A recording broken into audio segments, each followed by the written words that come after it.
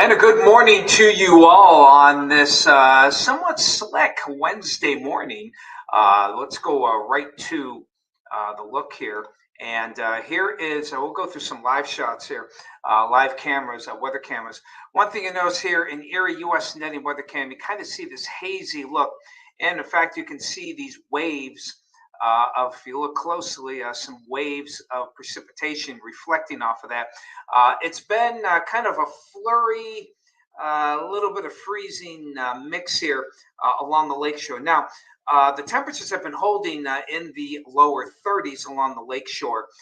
Let's go to the airport here and let's see how things are looking there. Uh,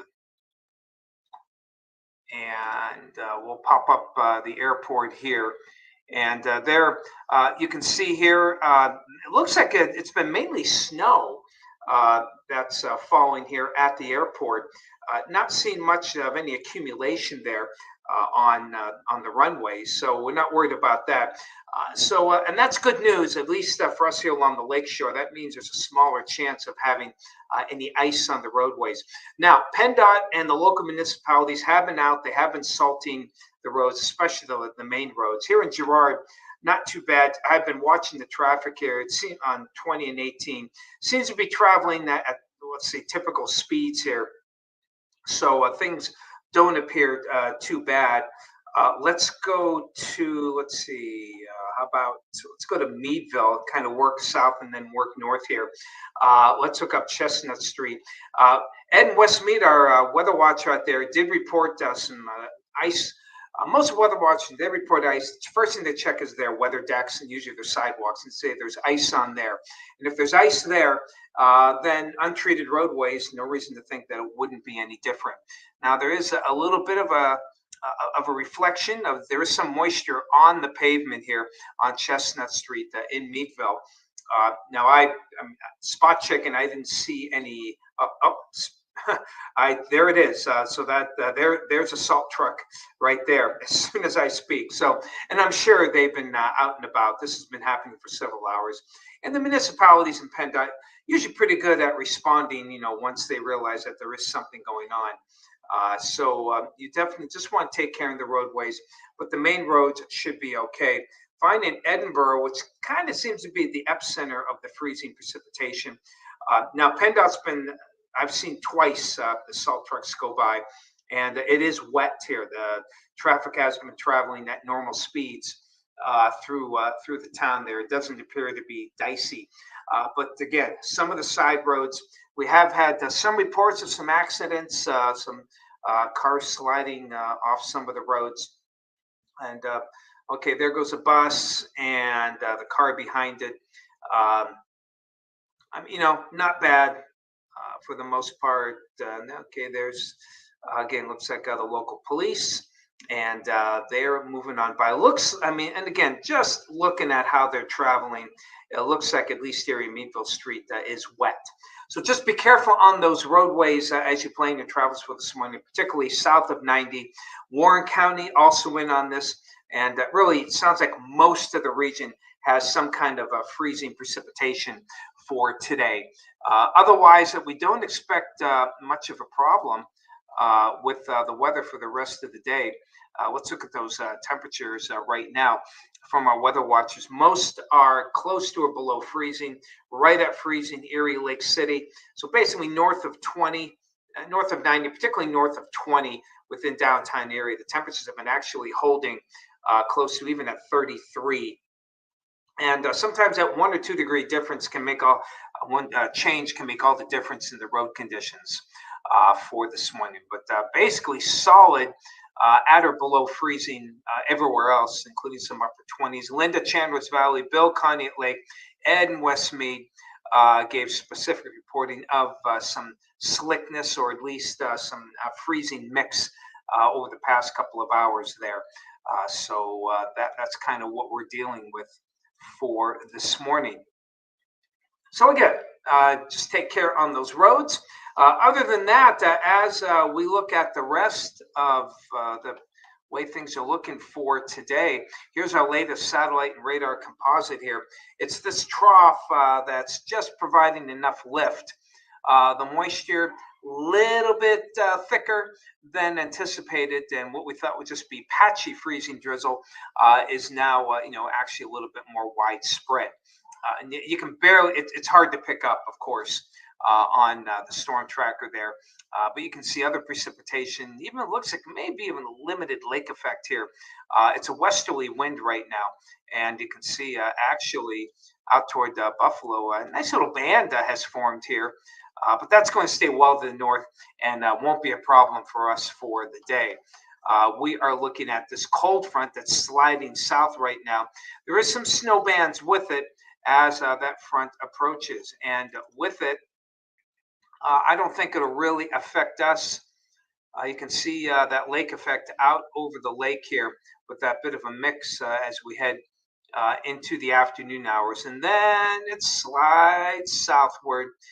Looks like by sunset, we start to see some of that precipitation develop. So outside the freezing mix this morning, I don't see many problems with the roadways or snow showers. Now, during the evening hours, we'll get these bands of snow. This isn't lake effect, so everyone gets hit here for early evening until just after midnight. There's a nice little hit here around 2 a.m. of maybe you may hear some sleet pounding on your window there for a bit. And as that band moves up, that's a strong trough. Know this actually may even be the actual front as it moves through. Winds go toward the northwest.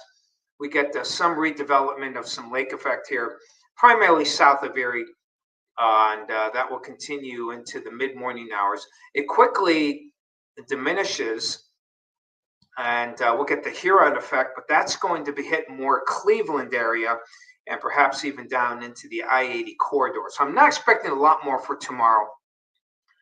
Generally speaking, we're doing kind of the standard amounts here in Erie, looking at about maybe an inch of accumulation. Meadville and Warren, maybe about an inch. Meadville, 1 to 2.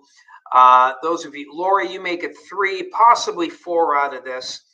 Same for Corey, perhaps even the Waterford, Wattsburg area, kind of that traditional South Erie and maybe the northern fringes of Crawford County, getting the lion's share of that. Again, 3 to 4 inches. Not horrendous, but certainly a wintertime mode. And maybe another inch tomorrow morning before things start to move out. And after that, the other thing, I don't have it here. Well, maybe, let me see. Let's just have it.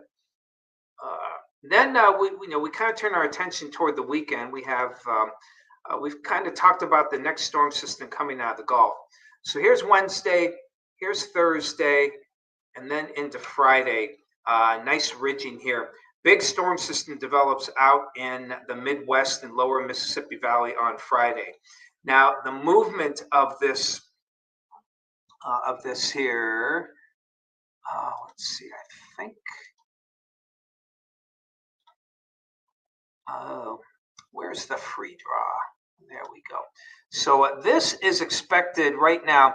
The path yesterday had it going through like this, which would have given us, kind of a glancing blow. But now we are looking at the current, the latest path here has it going, oh, come on, here we go. Has it going more east and south of us, and maybe even out to sea here. So that's a much more favorable path. The yellow path is the latest. And that could give us nothing, or just, again, a much lesser chance of precipitation for the weekend. There's still some flux here, and, anything can happen. But, just something that we'll need to keep, we'll keep watching that for the weekend. But right now, I'm not too bullish on a lot of precipitation here for the weekend.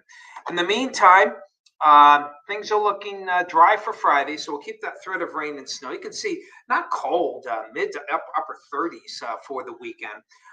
And then Monday looks good. Tuesday, middle next week looks kind of interesting. I think initially we have another big storm system, but that's going to go to our west, go up through Chicago and Detroit. That will put us in the warm sector.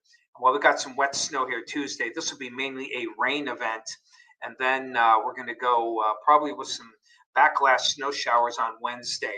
Again, not impressed with a lot of accumulation here, but it's something that we will keep watch as well.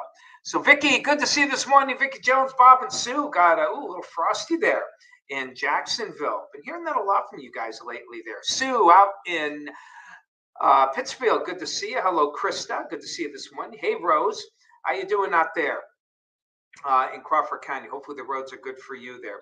Lori, 29, got a misty, rain, sleety mix. First salt truck just went by the place. That's good.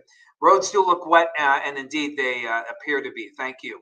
Hello, Phyllis, our other Edinburgh gal. Good to see you this morning. Linda from 96, South Carolina.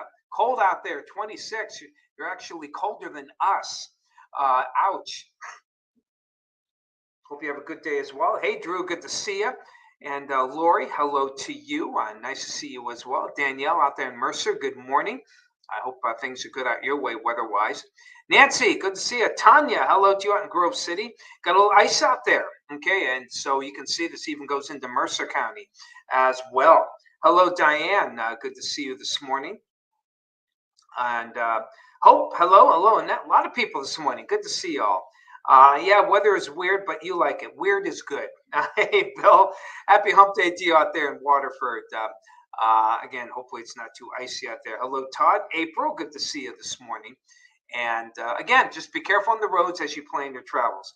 Hey, today, real quick here, chocolate covered cherry day. And on our Facebook page, want to know what's your favorite chocolate covered treat. Lou Norman from Enormous Specialties there, electronics guy. This is peanut butter and jelly. I haven't tried this yet. Kind of you would expect. Not quite Reese's peanut butter cup.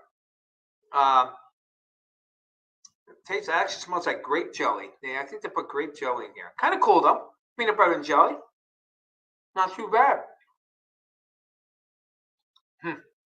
I'll eventually swallow it.